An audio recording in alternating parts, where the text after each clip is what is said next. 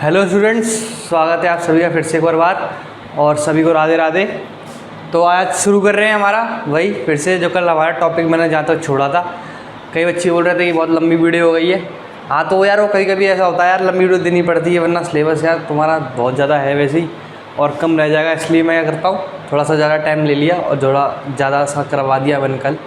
तो देखो अब पता है क्या हो रहा है, अब 3-4 प्रोसेस रह गए हैं, उन्हें पढ़ना है, वो इम्पॉर्टेंट है। उसके बाद क्या करना है, आपकी प्रॉपर्टीज़ पढ़नी थोड़ी सी, फिजिकल केमिकल प्रॉपर्टीज़, एलिमेंट्स पढ़ने उसके बाद, और ये सब बाकी जो चीज़ें इसके बाद आपका क्या है चैप्टर एंड हो जाएगा। या तो प्रोबेबली इस लेक्चर में ख़त्म हो जाएगा या फिर अगले में ख़त्म हो जाएगा, ठीक है। कई बच्चे मुझसे बोले थे भैया आप बुक से देख के पढ़ाते हो, तो यार देख मैं बताऊँ तेरे को एक चीज़ कि ना बुक से देख के यार मैं पढ़ाता हूँ, मैं मानता हूँ, ठीक है। पर पता है पहले बुक से खुद पढ़ता हूँ या फिर मैं खुद जान जो रखा है मैं खुद उसे पहले एक्सप्लेन करने की कोशिश करता हूँ। कभी भी तूने देखा होगा कि मैंने ऐसा नहीं किया कि मैंने पहले सब बुक की डेफिनेशन मैंने बुक सब समझा दिया इंग्लिश में और तेरे को समझा के मैं छोड़ के आगे चल दिया। नहीं यार, मैं तेरे को पूरी लैंग्वेज लिखवाता हूँ। बुक का मैं यूज़ इसलिए करता हूँ क्योंकि देख मैं तेरे को समझा रहा हूँ हिंदी में, तेरे को पूरी प्रोसेस समझा दी, सबकी एग्जांपल भी बता दिया, एनालॉजी भी बता दी कि भाई कैसे हो रहा है ये चीज़, प्रोसेस भी बता दिया। पर तू यार एग्ज़ाम में लिख के आएगा तो तेरे को एक सॉलिड चीज़ तो चाहिए, नोट्स जिसको बोलते हैं। तो यार वो कहाँ से बनेंगे? ठीक तो है नहीं कि मैं कहीं और से वेबसाइट से कॉपी करके तेरे को दे दूँ, नहीं यार, क्योंकि NCERT से ही पढ़ रहे हैं तो भाई NCERT की बुक से मैं पढ़ाऊँगा, सीधी सी बात है। बस मैं क्या यूज़ करता हूँ कि जो आपकी डेफिनेशंस होती है उनको मैं यूज़ करता हूँ ज़्यादातर। अगर आप ये सोच रहे हो कि भैया कि आप बिना देखे बुक से सीधे करवा लो, तो यार ये इम्पॉसिबल है मेरे लिए अभी इस फिलहाल। तो पता है क्यों? क्योंकि यार मैं अभी इतना, मेरा हाथ इतना सही नहीं है, क्योंकि एक इंसान को एक्सपीरियंस चाहिए होता है उस चीज़ को करने के लिए, किसी भी चीज़ को करने के लिए। जैसे मैं वीडियो एडिटिंग की बात करता हूँ, वीडियो एडिटिंग हुई, फ़ोटो एडिटिंग हुई, कोई भी चीज़ हुई जिसमें अगर इंसान की स्किल्स होती हैं, अगर उन्हें नरिश करता है तो बार बार जाके ही वो एक टाइम पे उसको अपने हाथों से कर सकता है, उसको किसी की हेल्प नहीं चाहिए होगी। तो ऐसे ही ना जब मैं पढ़ाता हूँ तो अभी मेरा ये बिगनर लेवल है, ऐसा मैं हूँ नहीं कि मैं प्रो लेवल पर पहुँच गया हूँ कि मैं बिना देखे मैं ये आपको बता दूँ कि भाई इस पेज नंबर पर इस बुक के इस पेज नंबर पर ये वाली लाइन लिखी हुई है, ये लिख लो। ऐसे नहीं सही रहेगा। आप समझ से चलिए, अगर आपको समझ आ रहा है ना, बस मेरा काम वहाँ तक है। अगर आपको समझ आ रहा है, मेरा बस काम वहाँ तक है, आपको समझ आना चाहिए। समझ आ रहा है तो बस सारी चीज़ें सेट है। और कुछ ही बच्चों की प्रॉब्लम होती है, बाकी जितने भी बच्चे देख रहे हैं वो ज़्यादा कुछ कहते नहीं है, लाइकिंग करते हैं। तो उन सबको भी मैं थैंक यू कहना चाहूँगा कि आपको बात समझ आ रही है, ठीक है। तो चलो आगे अपने प्रोसेस पे चलते हैं। अगला प्रोसेस क्या कह रहा है, क्या है? चैप्टर का नाम लिख देते हैं, is matter around us pure.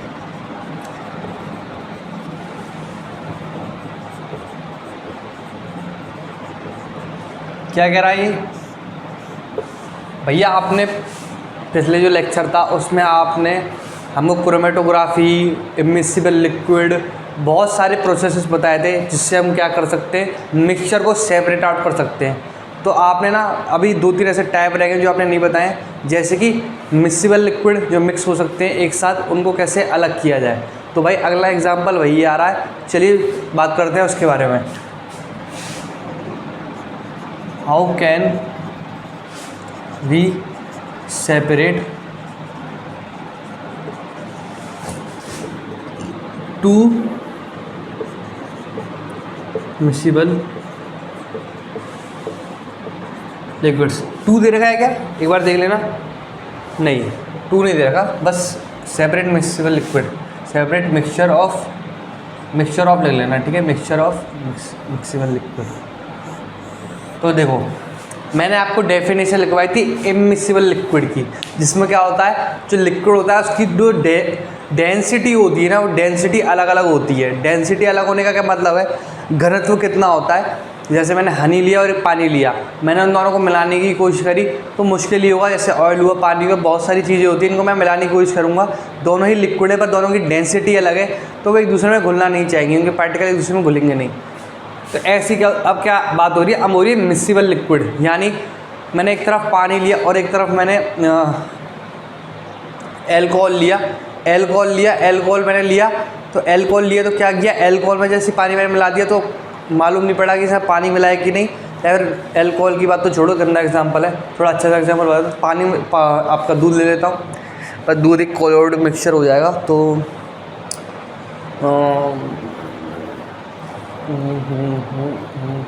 हाँ, आपने कभी देखा है कि कभी कभी ना एक, हाँ, रूह अफ़ज़ा, बहुत सही एग्जांपल आया, रूह अफ़ज़ा। रूह अफ़ज़ा आपने देखा होगा कि रूह अफ़ज़ा लिया मैंने, पानी लिया, रूह अफ़ज़ा में पानी में रूह अफ़ज़ा मिलाया मैंने और उसको घोल दिया। अब पता है वो, पता है मिक्सिबल लिक्विड है, भले ही डेंसिटी अलग है, एक तरीके से मैं बोलूँ थोड़ी सी डेंसिटी का फ़र्क होता है, ज़्यादा नहीं वो इसलिए होता है क्योंकि शुगर होती है।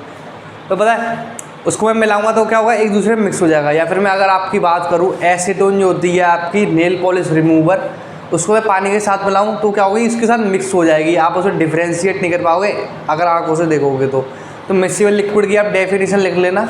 मिक्सिबल लिक्विड क्या होते हैं, मिक्सिबल लिक्विड होते हैं liquid which gets mixed together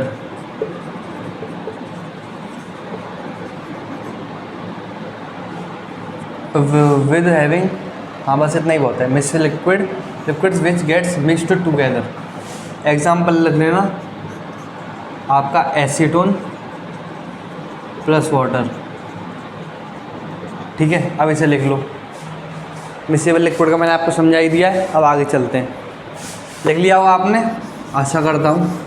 चलो आगे चल रहे हैं, आगे क्या बोल रहा है पूरा, अब प्रोसेस समझना, ठीक है, स्टेप बाय स्टेप प्रोसेस समझना। क्या कह रहा है, स्टेप बाय स्टेप प्रोसेस। चलो ठीक है, लेते हैं। ये ले लिया आपने, वही अपनी गैस ले ली, चलो ठीक है।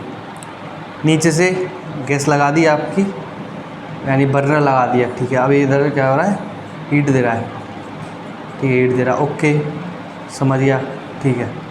अब क्या करता हूँ मैं, ऊपर बीकर ले लेता हूँ एक। अब इस पता है इस बीकर में बहुत बड़ा खेल हो रहा है, पता है क्या, इस बीकर में मैंने वही सॉल्यूशन लिया है मिक्सिबल लिक्विड का जिसमें एसीटोन और वाटर प्रेजेंट है, ठीक है। अब आगे क्या करने, आगे करते हैं, आगे क्या करता हूँ मैं, इसके ऊपर ना,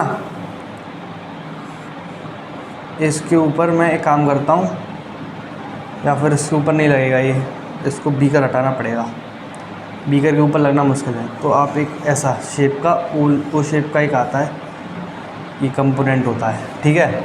मैंने इसको लिया, अब क्या करता हूँ मैं, इसकी एक साइड इधर से ले लेता हूँ और ऊपर से इसको कर देता हूँ क्लोज़, और इसके ऊपर लगा देता हूँ मैं थर्मोमीटर।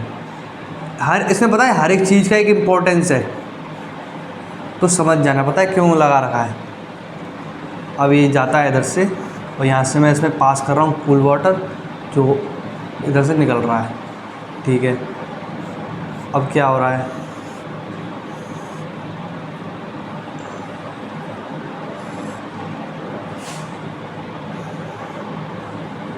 मैं उधर एक बीकर रखा हुआ है, इसमें ये ड्रॉप बाय ड्रॉप गिर रहा है। अब मैं एक चीज़ को वो कर देता हूँ, ये हो गया थर्मोमीटर, थर्मोमीटर ये आपका कूलेंट हो गया एक तरीके से, कूलेंट। इसमें क्या जाएगा, जैसे कोल्ड वाटर जाएगा, हॉट वाटर आउट, वैसे हॉट वाटर नहीं निकलेगा। ये हो गया आपका मिक्सचर, ये वही आपका बर्नर,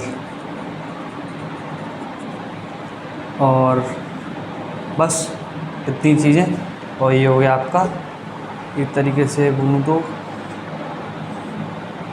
वोलेटाइल मैटर पहले होगा ना। चलो अब देखो ध्यान से समझना, मैंने एसीटोन लिया है और पानी लिया है। अब मैं आपको एक बात बताऊं, एक शब्द आता है वोलेटाइल, वोलेटाइल। आइए पहले शब्द को थोड़ा जान लें क्योंकि इसमें ज़रूरत पड़ेगी इसकी। आपको पता है वोलेटाइल क्या होता है, वोलेटाइल होता है आपका ऐसा सब्सटेंस जो पानी में मतलब उड़ जाए, जल्दी से उड़ जाए। जैसे मैं अगर आपको बोलता हूँ एसीटोन जो आपकी नेल पॉलिश रिमूवर होती है, और पानी लेता हूँ, पानी और नेल पॉलिश रिमूवर को मैं अगर एक साथ रखूँगा ना तो एसीटोन जल्दी उड़ती है। इसका मतलब क्या होगा, इसका मतलब होगा कि वोलेटाइल ज़्यादा है, एसीटोन वोलेटाइल ज़्यादा है। हैं। वोलेटाइल समझ गए, ऐसी चीज़ जो भाप में जल्दी कन्वर्ट हो जाए, यानी जल्दी से अपनी स्टेट ऑफ मैटर को चेंज करने की कोशिश करे, सीधी सी बात। ये सब्लिमेशन नहीं है, सबलाइम ऑब्जेक्ट नहीं है। सबलाइम क्या होता है? सबलाइम सॉलिड टू गैस वाला है, ठीक है। इसमें क्या है, लिक्विड से वेपर में बदल रहा है, तो इसको क्या कहेंगे हम? वोलेटाइल मैटर है। ये रुकने की कोशिश, रुकने का नाम नहीं ले रहा, ये बस इसको जल्दी से उड़ना है, अपनी मैटर ऑफ स्टेट चेंज करनी है। तो पता है मैं मिक्सचर ले रहा हूँ एसिडोन और वाटर का। अब पता है इसमें क्या होगा? अब बताओ आप क्या होगा, आप सोचो क्या होगा इसमें। अगर मैं नीचे से हीट देता हूँ, पानी भी प्रेजेंट है इसमें और इसमें एसीटोन भी प्रेजेंट है, तो क्या होगा आप सोचिए। इसमें क्या होगा कि एसीटोन ज़्यादा वोलेटाइल मैटर है। एसीटोन ज़्यादा वोलेटाइल मैटर है तो क्या करेगा वो ऊपरी सतह पे पहले आ जाएगा। ऊपरी सतह पे पहले आ जाएगा। ऊपरी सतह पे जैसे ही वो पहले आया, ऊपरी सतह पे आने के बाद जैसे उसे हीट प्राप्त होगी तो क्या करेगा? वो जल्दी से भाप उड़ने की कोशिश करेगा। उड़ने की जैसी कोशिश करेगा तो मैंने क्या कर रखा है, यहाँ तो मैंने क्लोज कर रखा है ऊपर, और इसमें थर्मोमीटर लगा रखा है, तो ये ऊपर से भागा और फिर ये इसके लिए मैंने इस साइड पैसेज दे रखा है, तो इधर जाएगा ये, ठीक है। अब मैं आपसे कहूँ, अगर जैसे अगर किसी ने आपके, मतलब आपके नहीं छोड़ो, अगर जैसे मैं किसी भी चीज़ के ऊपर कोयला लगा देता हूँ, या फिर जैसे मैंने, अगर आप हाथ लिया और छोटा सा कोयले का टुकड़ा लिया, चूल्हे में कभी कभी गलती से किसी का हाथ आ जाता है, तो गलती से अगर आपके गर्म सी चीज़ पड़ गई तो आप क्या करते हो? जल्दी से उसके ऊपर ठंडी चीज़ लगाने की कोशिश करते हो उसको सही करने के लिए, यानी दर्द कम हो। तो ऐसे में बताऊँ आपको क्या होगा? ये वोलेटाइल मैटर है और आपने इसको गर्म और कर दिया है, तो इसमें बहुत ज़्यादा एनर्जी हो जाएगी, आप समझ लो। तो इसकी एनर्जी को कम करने के लिए और इसको वापस गैस फॉर्म से लिक्विड फॉर्म में लाने के लिए हम पता है क्या करेंगे? हम इसमें कोल्ड वाटर देंगे। अब कोल्ड वाटर आपको पता ही है। अब देखो इसमें ना फर्स्ट वाले चैप्टर का काम आ गया। फर्स्ट वाला चैप्टर नहीं पढ़ा होगा तो ये बिल्कुल नहीं समझ आएगा। कैसे कोल्ड वाटर जाएगा? अब मैंने आपको एक एग्जांपल दिया था कि कोल्ड वाटर है, मतलब कोल्ड ड्रिंक प्रेजेंट है, जैसे अभी कोल्ड ड्रिंक प्रेजेंट है, यहाँ से कोल्ड ड्रिंक, और जैसे ही आपने वो हीट में रखते हो, मतलब बाहर रखते हो, उसके साइड साइड में ड्रॉप्स आनी शुरू हो जाती हैं।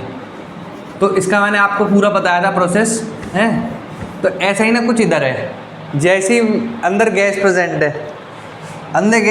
है, और इधर साइड साइड इसके क्या हुआ? इसकी साइड साइड कोल्ड वाटर आ गया। कोल्ड वाटर जैसे आया तो अंदर जो गैस के मॉलिक्यूल्स थे वो क्या करेंगे? वो इसकी वॉल्स पे आ जाएंगे। वॉल्स पे आके अपनी एनर्जी लॉस्ट करेंगे तो क्या होगा? ये पानी की ड्रॉप्स में कन्वर्ट हो जाएंगे। पानी की ड्रॉप्स नहीं, यानी सिर्फ ड्रॉप्स में कन्वर्ट हो जाएंगे। जैसे ही ड्रॉप्स में कन्वर्ट हुए तो मैंने बाहर एक बीकर रखा हुआ था कलेक्शन के लिए, तो वो क्या हुआ? वो मेरे को मिल गया। अब देखो भैया, आपने जो समझाया सारे प्रोसेस एक एक करके सब समझ में आ गया। बस एक गलती इधर है कि आपने एक चीज़ बताना भूल गए। मतलब भाई बता तू क्या, मैं बता भूल गया। भैया थर्मोमीटर का क्या काम है? देखो थर्मोमीटर का क्या काम है, देखो वाटर होता है और एसीटोन होता है, दोनों अलग चीज़ें हैं, दोनों अलग लिक्विड हैं।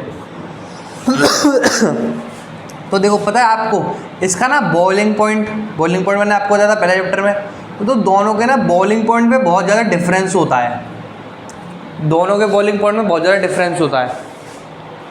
तो मेरे को क्या करना है? मेरे को पानी में से एसीटोन अलग करना है। तो देखो सीधी सी बात है कि बॉइलिंग पॉइंट ज़्यादा है पानी का, इसका मतलब क्या होगा कि एसीटोन जल्दी भागने की कोशिश करेगा। तो मुझे ना हीट कुछ इस प्रकार देनी है, मेरे को हीट देनी है कि मेरे दोनों एक साथ गर्म या एक साथ वेपर में कन्वर्ट ना हो जाएं। मेरे को ऐसा एक इक्वल अमाउंट ऑफ हीट रखनी पड़ेगी कि मेरा एसीटोन तो जल्दी से भाप बन के उड़ जाए, पर वाटर अपनी स्टेट में कायम रहे। समझ रहे हो कि नहीं? बताओ। मतलब मैं ये बात कह रहा हूँ कि मैंने एसीटोन लिया है, वाटर लिया है, दोनों की बॉइलिंग पॉइंट अलग है। तो मैं क्या करूँगा कि थर्मोमीटर मैंने लगा रखा है और मैं हीट दूंगा, तो मैं थर्मोमीटर में चेक करते रहूँगा टेम्परेचर। जैसे इसका बॉइलिंग पॉइंट आपको मालूम ही है 100 डिग्री सेल्सियस है, तो मैं क्या करूँगा, और इसका इससे कम होता है, लेस होता है, तो मैं करूँगा कि थर्मामीटर में मैं मार्क कर लूँगा। क्या मैं मार्क कर लूँगा कि 100 डिग्री ये रहा, तो मेरे को हमेशा इससे कम पे टेम्परेचर होना चाहिए मेरे इनसाइड कम टेम्परेचर होगा तो तभी मेरे को एसीटोन प्राप्त होगा। अगर मैंने 100 से ऊपर कर दिया ना टेम्परेचर, अगर वो मेरा थर्मोमीटर में हीट ज़्यादा दे दी, इसका मतलब क्या होगा कि पानी और एसीटोन दोनों एक साथ कन्वर्ट हो जाएंगे।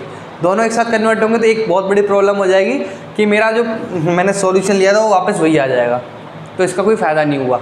तो इसलिए क्या करते हैं, ऐसा थर्मामीटर लगाते हैं ताकि हमें एक मेजरमेंट या हमें कुछ ये मालूम पड़े कि हमें कितनी अमाउंट ऑफ हीट लेनी है। समझ गए होगे? चलो आगे चलते हैं हम।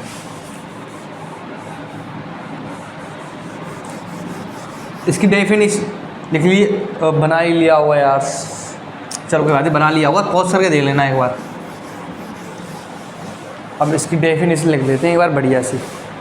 इस प्रोसेस को पता है क्या नाम देते हैं? अगर आपसे कोई पूछे हाउ कैन यू सेपरेट, तो इस प्रोसेस का नाम देते हैं distillation.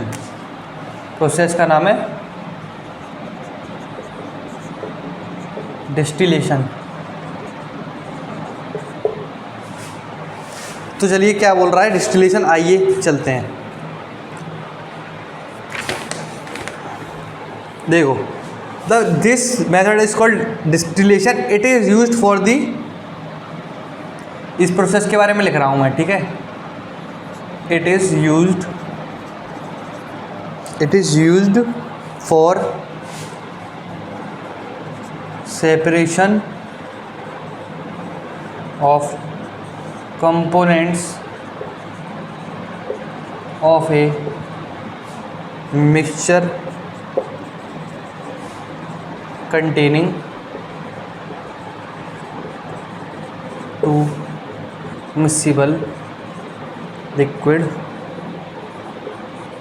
that boil without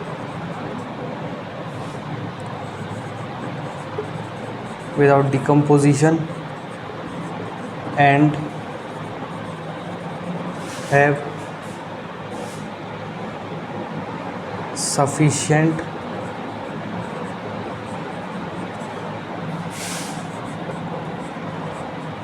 difference in their boiling point को मैं शॉर्ट में लिख रहा हूँ BP, ठीक है, समझ जाना। और बॉइलिंग पॉइंट में डिफरेंस कितना होना चाहिए? Difference must be difference in boiling point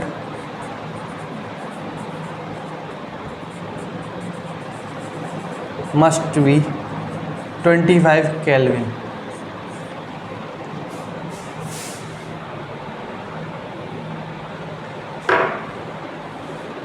तो देखो क्या बोल रहा है, प्रोसेस का क्या नाम था? डिस्टिलेशन। इसमें क्या हम यूज़ कर रहे थे? इसमें हम दो मिक्सिबल लिक्विड को अलग कर रहे थे, ठीक है, यहाँ तक समझ गए थे आप। अब इसमें क्या बोल रहा है? Two miscible that boil without decomposition.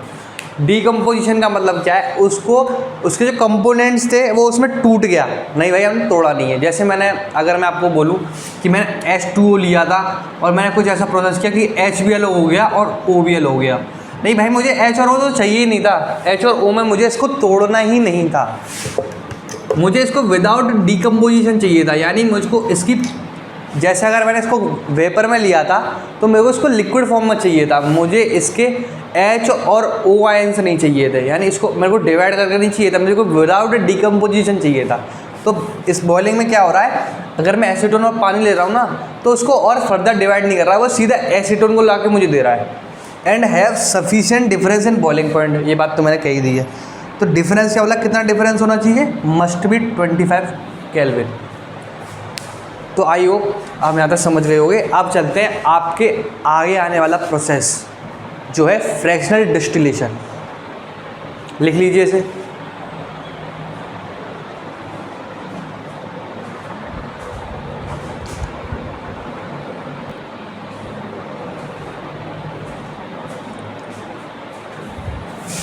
आपने लिख लिया हुआ ये, तो आगे चलते हैं।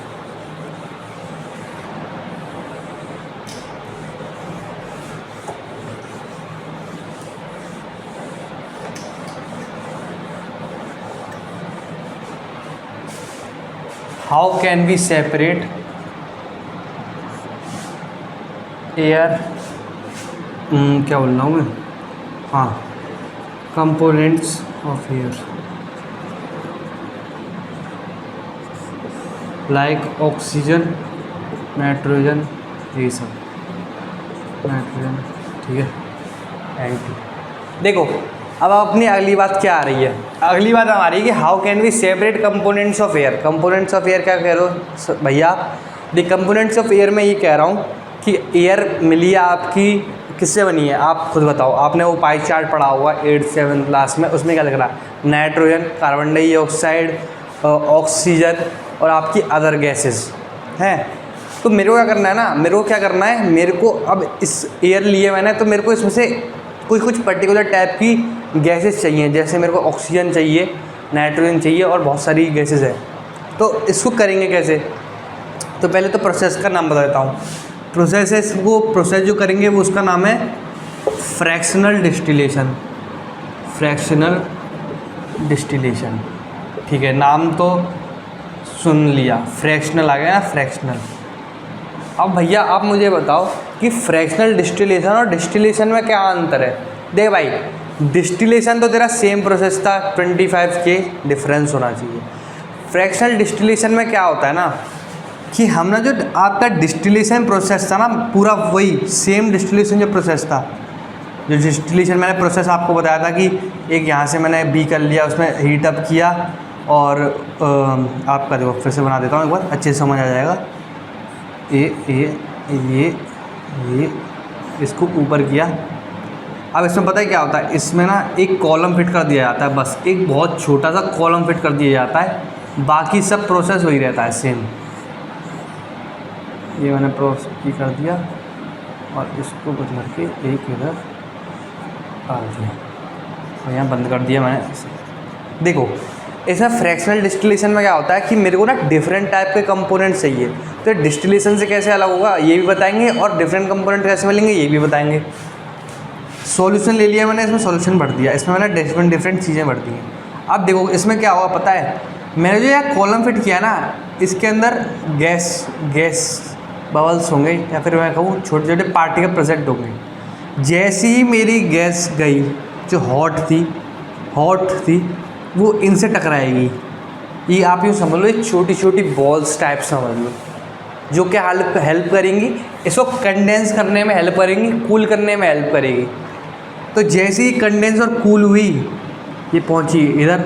अब मेरे को क्या करना है, अब पता है इसमें एक डिफरेंस क्या है, मैंने इसमें बहुत सारी गैस ली थी, अब पता है वो सारी गैस चली गई होंगी इसके अंदर।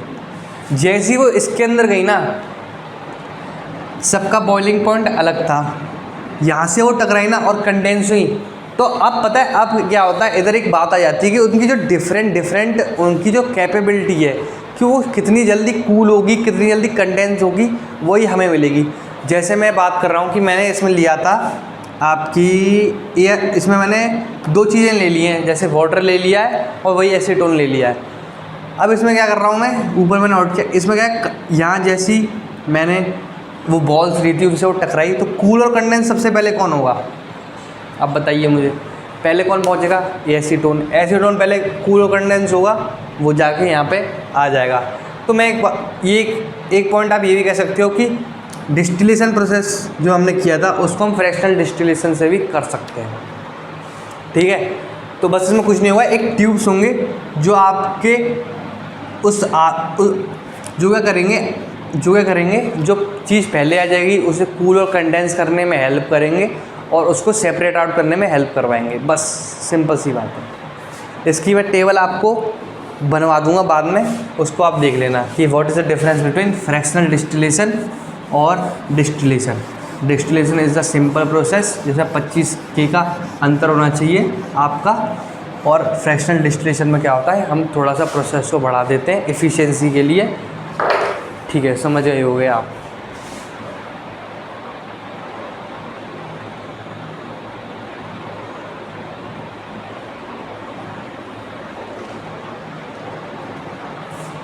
चलो पहले टेबल ही बनवा देता हूँ फिर, है।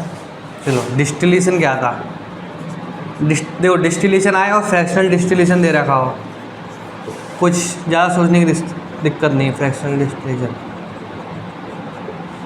यहाँ पर आप अपनी पूरी रख लेना, प्रोसेस भी सेपरेट आउट, इसमें भी यही आ जाएगा, process we can separate out different component, ठीक। इसमें क्या होगा, इसमें ये पहला पॉइंट तो हो गया, पहला पॉइंट आप समझ गए होगे, डेफिनेशन सी है दोनों की, इसकी भी सेम डेफिनेशन है, इसकी भी सेम डेफिनेशन है, ठीक है। इसमें लिखना कि बॉइलिंग पॉइंट का जो डिफरेंस है वो कितना होना चाहिए, 25K से ज़्यादा होना चाहिए, ग्रेटर, डिफरेंट क्या होना चाहिए, ग्रेटर। इसमें क्या हो सकता है, इसमें हो सकता है कि आपको जो बॉइलिंग पॉइंट का डिफरेंस है ना वो कम होगा 25K से, तभी तो इसका काम आएगा। और इसका एग्जांपल लिख देना, टू सेपरेट मिक्सिबल लिक्विड है। और इसमें आप एग्जांपल लिख देना, क्या लिख देंगे example, to separate different gases from air, gases from air. Definition same है, डेफिनेशन सेम तो ये आपकी बन गई एक सुंदर सी टेबल।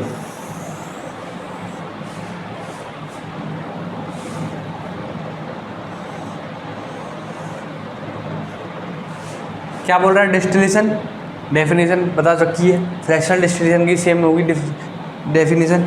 बॉइलिंग पॉइंट 25K या 25K से ज़्यादा होना चाहिए, बॉइलिंग पॉइंट डिफरेंस 25 केल्विन से कम होना चाहिए। एग्जांपल लिख देंगे, मिक्सिबल लिक्विड का काम आता है सेपरेट करने में, इसमें आ जाएगा separate different gases from air. ठीक है, अब चलते हैं आपके पूरे प्रोसेस में क्या हो रहा है। तो देखो ये प्रोसेस वैसे बहुत हार्ड तो नहीं है, पर समझने की कोशिश करना, क्योंकि NCERT में बहुत खतरनाक एग्जांपल दे रखा है, पर मैं उसके माध्यम से नहीं समझाऊंगा, मैं अपने माध्यम से समझाऊंगा। पहले आपको बॉक्स में कर करके देखो, ये थी मेरी एयर, ये मैंने पूरा एक बॉक्स भर लिया एयर का। अब मैं पता क्या करूँगा, ये एयर मिल गई है मेरे को सराउंडिंग से। अब मैं क्या करता हूँ, इसको पहले तो इसको कंप्रेस करूँगा, कंप्रेस और टेम्परेचर इसका लो कर दूँगा, कंप्रेसिबिलिटी ज़्यादा कर दूँगा, कंप्रेस ज़्यादा कर दूँगा और टेम्परेचर घटा दूँगा। इस प्रोसेस को क्या करें, इसको ये कह सकते हैं क्या, फर्स्ट चैप्टर में पढ़ाई है आपको, मैंने पढ़ाया है कि जब हम किसी भी चीज़ को लेते हैं उसको कंप्रेस गैस को लेंगे, कंप्रेस करेंगे और उसका टेम्परेचर घटा देंगे तो क्या किस में कन्वर्ट हो जाएगी, वो किस में हो जाएगी कन्वर्ट, बताइए, लिक्विड में कन्वर्ट हो जाएगी। तो इस प्रोसेस को हम कहते हैं लिक्विफिकेशन। अब देखो ये प्रोसेस जो आपने किया ना कंप्रेस, तो पता है इसमें पहले होगा कंप्रेस, पहले ये होगा, सेकंड पे ये होगा। कैसे, मैं करूँगा पहले गैस को कंप्रेस जैसे ही मैंने गैस को कराना तो मैंने उसमें प्रेशर दागा यानी प्रेशर मैंने लगाया तो क्या हुआ, अगर आपके ऊपर कोई चीज़ प्रेशर डालेगी तो आपका टेम्परेचर एक तरीके से आप यूँ समझ लो हाई हो जाता है। जब आप पर यूँ समझो कि आपने कभी देखा होगा ये नॉर्मल ह्यूमन होता है ना, उसको अगर ज़्यादा काम दे दिया जाए, कुछ ज़्यादा हो जाए तो कभी कभी उसको बुखार आ जाता है। तो बुखार इसी की वजह से आता है क्योंकि उसमें प्रेशर आ गया है। तो ऐसी गैस के ऊपर अप्लाई हो रही है सेम बात, जैसे हमने प्रेशर दागा तो गर्म हो गई, गर्म हुआ, गर्म जैसी होगा फिर क्या करेंगे, गर्म वाला आपको पता ही है, हम गर्म करने के लिए क्या करेंगे, ठंडा एनवायरनमेंट देंगे उसको, ठंडा एनवायरनमेंट जैसे ही मिला क्या हुआ, उसमें अपनी हीट एक्सचेंज हो जाएगी और ठंडा हो जाएगी, यानी वो लिक्विड में कन्वर्ट हो जाएगी। अब देखो ये लिक्विड में कन्वर्ट हो गई है, अब मैं क्या करता हूँ, आगे चल रहा हूँ, अब लिक्विड में कन्वर्ट हो गई, अब यहाँ लगेगा फ्रैक्शनल डिस्टिलेशन।